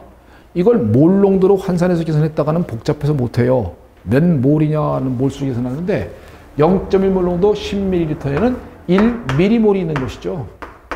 뭔가요? H3PO4가요. 그리고 얘는 0.5mm몰이 있습니다. 0.5mm몰의 NaOH가 들어있는 상황에서 섞었다라고 생각해 보시죠. 그럼 화학 반응은 인산, OH 음이온 만나서 둘 중에 하나만 강하면 반응 완결이거든요. OH면 강염기니까 인산의 수소이온 잡아먹을 것입니다. 그러니까 H2, PO4 음이온 되고요. 얘는 물 됩니다. 라는 방식으로 이렇게 완결된다고요. 이때 초기 얘가 몰수가 1몰이었고 0.1몰이었고 1mm몰이었고요. 얘가 0.5mm몰이고 초기엔 없었죠. 그러다가 둘 중에 한계 시약은 얘잖아요. 그러니까 0.5만큼 없어지고 0.5만큼 없어지고 0.5만큼 생겨주니까 평형되면은 얘는 다 떨어지고 NaOH는 들어가서 다 죽었고 얘가 0.5mm몰이 남고 얘가 0.5mm몰이 남고 부피는 몇 밀리리터 속에 15ml 속에 동일한 부피의 동일한 몰수를 가지고 있는 상황. 누구하고 누구가 H3PO4와 H2PO4 음이온이 동일한 부피 속에 동일한 몰수를 가지고 있는 상황이 되었으니까 H3PO4의 농도와 H2PO4 음이온의 농도는 동일할 것입니다. 라고선 얘기할 수 있다는 거죠. 그러면 약산과 그의 짠기의 농도가 똑같구나. 핸더슨 하슬바우시 pH는 pKa1이겠죠. 얘가 산일 때니까 플러스 로그 산은 얘, 염기는 얘일 때의 핸더슨 하슬바우시에다가 대입하면 될 것입니다. 그러면 얘의 농도와 얘 농도가 똑같으니까 이 부분은 0 아니에요. 로그 1이니까. 그러면 얘는 pH는 pKa1이니까 pH는 pKa1 이게 값이 얼마나 되어 있나요? 2.15로 이렇게 되어 있으니까 정답 기억이네요. 혼합용의 pH는 2.15이다 라고 말하는 것입니다. 그러니까 정답 기억 맞고요. 그럼 계속 갈게요. 그래서 정답은 기억은 일단 맞다라는 것이죠. pH는 pKa1에 해당되는 것이니까 pH는 2.15이다 라는 표현 맞습니다. 두 번째 가보시죠. 이 산전기 문제에서는요. 자, 잠깐 여기서 백그라운드를 잠깐 말씀드리면요. 자, pH가 인산 H3PO4죠. pH가 pKa1과 같다. 이럴 때는 산이 얘고요. 그의 짜gen기 농도가 똑같은 상황입니다. H2PO4 음이온이다. 이 지점을 갖다가 우리는 제1 완충 지점이다 라고 부르는 겁니다. 3양순자산에 관련된 제1완충, 제1당량 이런 건 기본적으로 좀 외웠으면 좋겠어요. 왜 그런지는 또 이해가 했으면 좋겠고요. 그래서 pH가 pKa1이구나. 얘의 농도와 얘의 농도가 똑같다. 제1완충 지점이라고 부르는 것이고요. pH가 2분의 pKa1 더하기 pKa2인 지점이다. 얘는요, H2PO4 음이온 농도가 가장 우세한 지점이고요. 이 지점을 제1 당량점이다 라고 부르는 겁니다. 제1 당량점이라고 불러요. pH가 pKa2면요, 산이 얘일 때고요. 얘가 산일 때고, 얘의 짝염기는 HPO4 이가 음이거든요. 얘의 농도와 얘의 농도가 똑같다. 이 지점을 갖다 제2 완충이라 부릅니다. 그리고 pH가 2분의 pKa2 플러스 pKa3일 때, 그때는 얘가 가장 우세합니다. 그래서 HPO4 이가 음이온이 가장 우세합니다 라고 부르는 거고, 이 점을 제2 당량점이다 라고 얘기하는 겁니다. 당량점이다. 이미 다 외우고 있죠. 또 pH가 pKa3인 점은 산이 얘일 때고요. HPO4 음이온일, 이가 음이온일 때고, 그 다음에 염기가 PO4 3가 음이온일 때가 두 음의 농도가 같은 겁니다. 제3 완충 지점이다 라고 얘기를 하는 것이지요. 이게 3년기에 다 양성자산에 있어서의 기본적인 상식에 관한 지식입니다. 그러면은 여기서 차관점, 이렇게 같이 있으면 완충되는구나, 이렇게 같이 있으면 완충되는구나, 이렇게 같이 있으면 완충되는구나. 그러면 바로 옆에 있는 것끼리 같이 있으면 완충되는구나. 다른 말로 하면요, H3PO4와 그의 짝인 긴 H2PO4 음이온, 또 그의 짝인 긴 HPO4 이가 음이온, 또 그의 짝인 긴 PO4 3가 음이온. 그래서요, 이렇게 같이 있다 완충, 이렇게 같이 있다 완충, 이렇게 같이 있다 완충이에요. 제1완충, 제2완충, 제3완충입니다. 그런데 만약에 이렇게 같이 있다, 이렇게 같이 있다, 이렇게 같이 있다, 이럴 때는 완충이라고 얘기하는 것이 아니라 반응이 완결된다. 이게 이 문제의 핵심 포인트입니다. 그러니까 바로 옆에 있는 걸 땐 완충이야 같이 섞여 있어요. 그때는 우리가 흔히 잘 알고 있는 핸더슨 하셀바우 식에다가 대입하면 풉니다.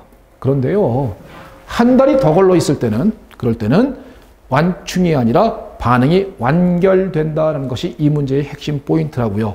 기억 지문은 그거 없어도 푸는 거고, 니은부터는 바로 그 내용을 묻고 있는 겁니다. 그럼 한번 보시죠. 니은 지문 한번 볼게요. 자, 이 정도는 상식의 범주로 알고 있었으면 좋겠습니다. 이런 걸 다 외우지 못하면서 어렵다고 그러지 마십시오. 너무 약한 거잖아요. 그죠? 이런 것도 외우지 못하고, 3년기 파트에서는 내용을 뒤에 있으니까 모르고, 전기화학 파트도 마찬가지고요. 고체 파트에서는 내용을 못 외우고, 기체 파트에 공식 못 외우고, 주기성 파트에서는 내용을 희미하게 알고 있으니까 문제가 헷갈리면서, 그러면서 화학 문제를 왜 어렵다고들 자꾸 찡찡댑니까? 물론 쉬운 문제는 아닙니다. 뭐 저처럼 평생 동안 화학을 한 사람 입장에서도 그렇게 쉽다고 볼 수는 없지만, 그러나 어느 정도 노력을 한 다음에 그렇게 말씀하시는 게 안 맞겠습니까? 그죠?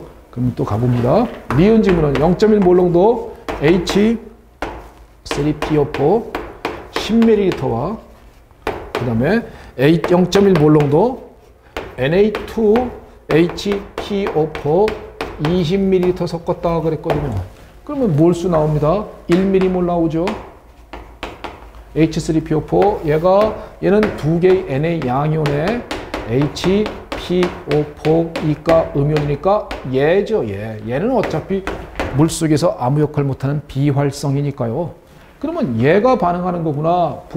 질량은 그 양은 몰수는 2mm몰이 있구나라는 것을 우리는 알 수 있죠. 그러면 인산 H3PO4와 한 달이 걸러 있는 HPO4 이가 음이온이 섞여 있는 용액입니다.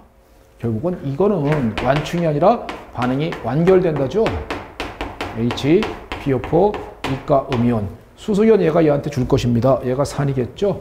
그러니까 정반응은 H2PO4 음이온 되고, 또 얘도 수소이온 받으니까 또 H2PO4 음이온 됩니다. 이런 식으로 또 쓸 수 있을 거예요. 그러면 초기에 얘가 1mm몰, 초기에 얘는 2mm몰. 누가 한계시약이냐? 적은 거 1만큼 떨어지고 1 생길 거다. 그러면 얘는 다 떨어졌네요. 다 떨어지고 얘가 1mm몰 남고 얘가 여기서 1, 여기서 1이니까 토탈에서 2mm몰이 생성돼 있을 것입니다. 얘는 부피는 미리몰은 뺐어요. 부피는 당연히 10mm, 20mm니까 30ml 속에. 그러면 상황이 이제 뭐로 바뀌었느냐? 얘와 얘가 섞여 있는 완충 용액으로 바뀌었습니다. 얘가 산이고 얘가 염기가 되는 완충 용액. pH는 pKa2 플러스 로그 H2PO4 음이온이 산이고 HPO4 이가 음이온이 염기가 되는 이런 상태의 완충 용액으로 바뀌었습니다. 이때 얘 농도는 얼마냐? 여기 갖다가 뭐 이걸 농도를 계산할 필요 없어요. 어차피 이건 농도 B만 얘기하는 거니까 2, 1 이렇게 하면 되죠. 그러니까 이게 2, 이게 1 이렇게 되는 거죠. 그럼 pH는 pK의 2 값이 거기에 7.20이라 그랬고 플러스 로그 2분의 1 이렇게 되니까 로그 2는 0.3으로 해라 했으니까 얘는 마이너스 0.3이죠. 그러니까 얘는 6.90입니다. 라고선 정답 니은도 올바릅니다. 이렇게 풀어내라는 얘기예요. 이렇게 풀어내는데 이게 시간이 조금 걸릴 거고 어떤 친구는 아예 손도 못 대는 사람이 있을지도 모릅니다. 손도 못 댄다. 그래요. 뭐 그럴 수 있겠죠. 11월입니다. 그러니까 조금만 더 노력해 주세요. 자, 디귿 가보시죠. 그래서 기억 맞고 니은 맞아요. 디귿 보시면 똑같아요. 다만 디귿은 한 번 더 하는 겁니다. 자, 뭐 어떻게 가는지 보시죠. 0.1 몰농도에 H3PO4 10ml 플러스 0.1 몰농도에 Na3PO 30ml 섞었습니다. 그러면 얘는 1mm몰, 얘는 3mm몰이네요. 그럼 반응식은 H3PO4가 PO4 3가 음이온과 반응해서 얘는 H2PO4 되고 얘는 HPO4 이가 음이온 되겠죠. 이런 상황으로 바뀌었을 것입니다. 얘가 1mm몰, 3mm몰, 얘가 한계시약이구나. 그럴 때 얘는 1 생기고 1 생기죠. 그러면 얘는 다 떨어졌고요. 얘가 2mm몰, 얘가 1mm몰, 얘가 1mm몰 남아있는 상황이 될 겁니다. 먼저 이렇게 반응이 일어날 거예요. 한 번. 두 번째 또 보니까 얘와 얘는 완충이 아니다. 이렇게 만나면 또 반응한다죠. 이렇게 섞여 있으면 완충이고 이렇게 섞여 있으면 완충입니다만 얘와 얘가 같이 있으니까 이건 완충이 못 됩니다. 그러니까 반응이 한 번 더 일어난다. 그러니까 H2 PO4 음이온이 PO4 3가 음이온과 반응해서 이건 이렇게 쓸까요? 두 개의 HPO4 2가 음이온 됩니다. 라는 식으로 이렇게 써도 되겠습니까? 그러면 얘가 1mm몰, 얘는 2mm몰, 초기에 얘가 1mm몰만큼 있었잖아요. 거기서 얘가 한계 시작되니까 1만큼 없어지고 1만큼 생기니까 없어져 주고 1mm몰, 3mm몰이 부피는 40ml 속에 같은 부피 속에 이렇게 존재합니다. 그러니까 결국은 HPO4 이가 음이온과 PO4 3가 음이온이 존재하는 완충 용액으로 바뀌었습니다. pH는 pKa3가 될 것이고요. 플러스 로그 산이 얘고 염기가 얘인데 얘의 몰수는 3, 얘의 몰수는 1이네요. 그러니까 로그 3분의 1. 그러니까 정답은 이게 얼마예요? 이게 12.38로 되어 있고요. 그러니까 정답은 12.38 빼기 0.48 해서 나온 값인 11.90입니다. 라는 것도 이것도 계산이 될 수 있을 거라고요. 정답은 기억니은 디귿입니다. 이 문제를 만약에 이걸 술술술 풀었다. 시험장에서요. 당신은 화학 만점 한번 노려볼 수 있습니다. 그 정도가 될 거예요. 그 정도가 될 것이고요. 이걸 풀었을 때요. 그리고 이것만 숙달시켜서 풀었다가 아니라 내용을 이렇게 풀어서 풀었다 했었을 때 당신은 화학에 대해서 상당한 감각이 있는 수험생이기 때문에 만점을 한번 노려볼 수 있고요. 화학에서 만점 노리면은 뭐 자연과학개론에서 문제가 생겨갖고 별에다 시험 떨어지는 건 없을 것 같아요. 그죠? 예, 충분히 좋은 결과를 얻을 수 있을 거라고 믿습니다. 자, 19번 가볼게요.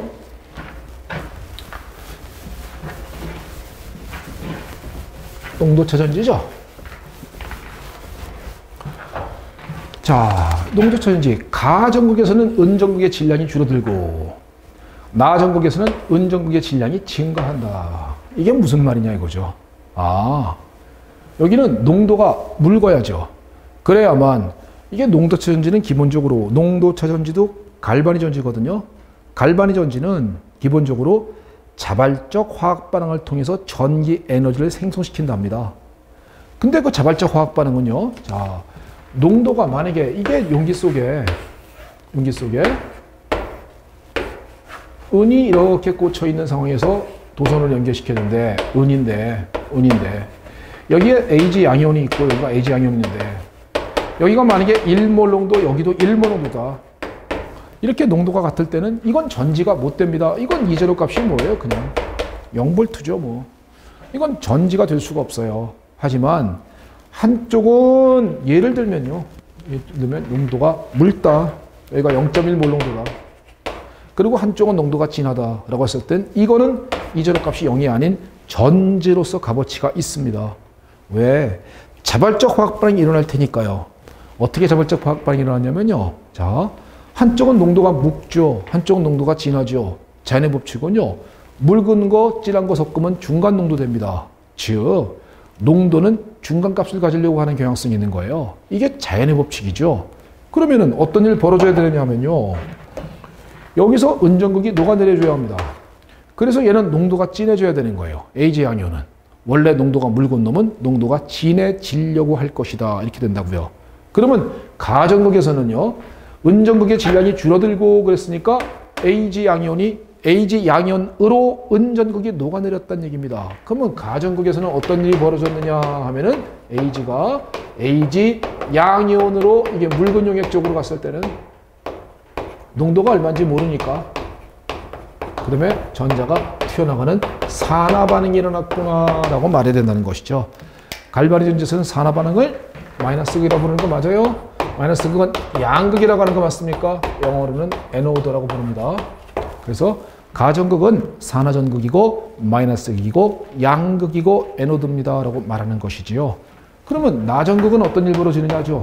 그러면 여기서는 Ag가 Ag 양이온 되면서 이 은전극은 질량이 줄어들었어요. 그러면 전자가 튀어나가죠. 이 전자는 당연히 도선 따라 움직일 건 당연하죠. 전자는 도선 따라서 움직이는 건 당연하고 여기서 이 농도는 진하니까 진한 놈은 묽어지려고 할 거다라는 거잖아요. 그러면 나전극에서는 Ag 양이온이 진한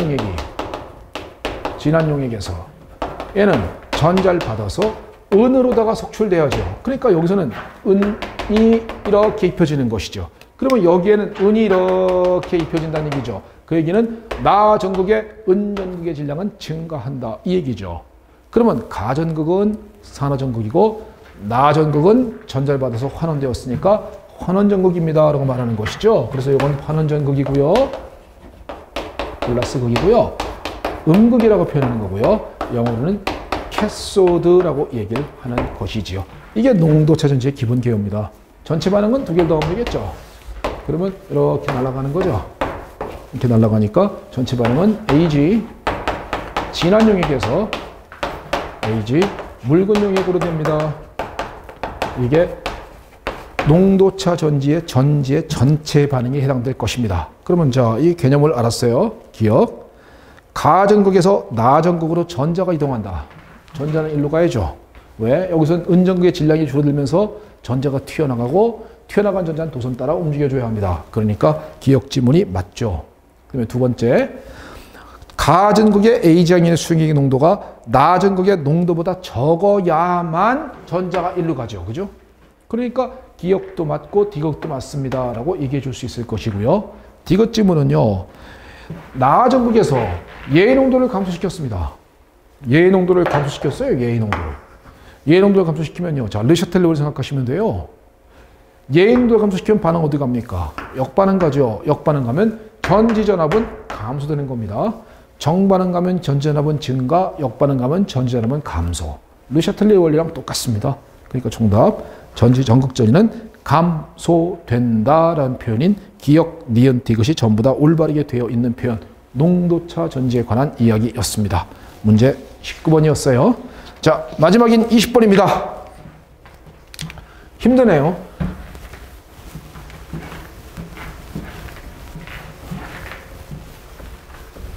자, 마지막인 20번 문제로 한번 가보시죠. 자, 4개의 착이온이 주어졌는데 COCl2, Br2, 이가 양이온, 이가 음이온은 딱 보는 순간 코발트 몇 가입니까? 코발트 이가 양이온 이렇게 말하는 거 맞습니까? 코발트 이가 양이온이고요. 얘는 이성질체가 존재하지 않고, 야, 이거 봐라. 이 말로써 힌트가 탁 하나 얻어줘야죠. 이성질체가 존재하지 않고 리간드가 2개, Cl 2개, Br 2개니까 4개입니다. 리간드가 4개일 때 가능한 것은 정사면체 구조 있죠. 그 다음에 평면사각형 구조 있죠. 정사면체도 리간드가 4개인 경우고 평면사각형도 리간드가 4개인 경우입니다. 정사면체는 구조가 이렇게 생겨본 거 맞아요? 코발트가 이가이온이 가운데 있으면 여기 Cl, Cl, Br, Br 이런 식으로 되어 있죠. 평면사각형은 구조가 이렇게 되어 있는 거죠. 코발트 이가이온이 이렇게 있으면은 Cl, Cl, Br, Br인 이런 놈이 가능하고요. 또 다른 하나는 이런 게 가능하죠. CL이 대각선이 있고 Br이 대각선이 있는 이런 것 갖다 우리는 시스라고 부르죠. 이런 것을 갖다 우리는 트랜스라고 부릅니다. 이런 것 갖다 기하 이성질체라고 부릅니다. 그죠? 기하 이성질체라고 부르는 것입니다. 정사면체는 이성질체가 없어요. 평면사각형은 같은 쪽 시스 대각선 반대 트랜스거든요. 하지만 정사면체는 얘는 같은 쪽 반대편 이런 관점이 없습니다. 그렇기 때문에 얘는 이성질체가 존재하지 않아요. 그러면 이걸 딱 보는 순간에 이성질체가 존재하지 않고 여기서 우리는 아하, 이 구조는 정사면체구나. 정사면체구나. 이거를 깨우치라 이거죠.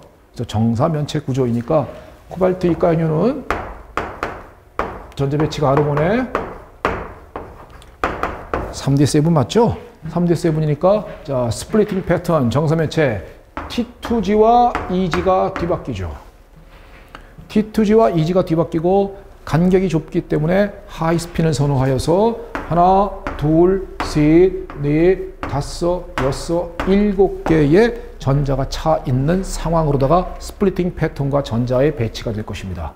이 정도는 바로 이렇게 튀어나옵니까? 예, 그랬으면 좋겠고요. 자, 다음에 또 정보는 COF3 음연은 상적이성이고 CRID는 강한 장이다 그랬습니다. CRI 되면 스트롱 필드 리간드니까 아하, 강한 장이니까 아이고야 로우 스핀을 선호하겠구나 이렇게 나오죠. 로우 스핀을 선호해 주겠습니다 라고 나올 것입니다. 그러면 이제 각각 하나씩 한번 찾아보자고요. 자, Fe, CN, 6 3가 음연이죠. Fe 딱 보는 순간에 3가 양이온 나옵니까? 아르곤의 D5하고 바로 나오세요. 아르곤의 D5인데 CNID가 뭐라고요? 스트롱 필드 리간드입니다. T2G, EG에서 T2G, EG 스플리팅 패턴에서 스트롱 필드 리간드 로우 스핀을 선호하죠. 그러니까 전자 배치는 로우 스핀 상태여야 한다는 것이죠. 이런 전자 배치를 가져야 될 것입니다. 이놈이 강한 장 리간드다 그랬거든요. 그러니까 로우 스핀을 선호해요. 이게 로우 스핀 스테이트잖아요. 하이 스핀은 이렇게 된 거잖아요. 하이 스핀은 이거고요. 이건 하이 스핀, 이건 로우 스핀입니다.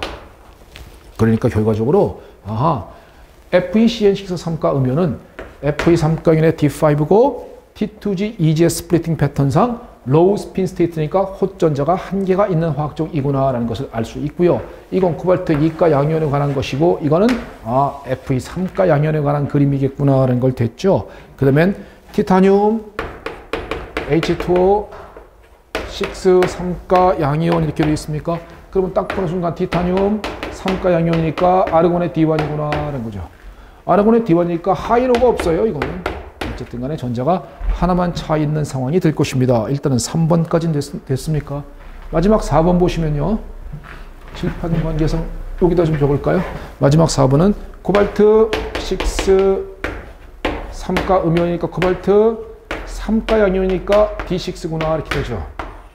근데 얘에 대한 정보가 뭐가 있냐? 저기에 보면은 상자기성이다 그랬거든요. 야, 이게 굉장히 큰 정보죠? 상자기성이다. D6. T2G EG에서요. 하나, 둘, 셋, 넷, 다섯, 6개 하면은 하이스핀이고요. 콧전자 있으니까 상자기성이죠.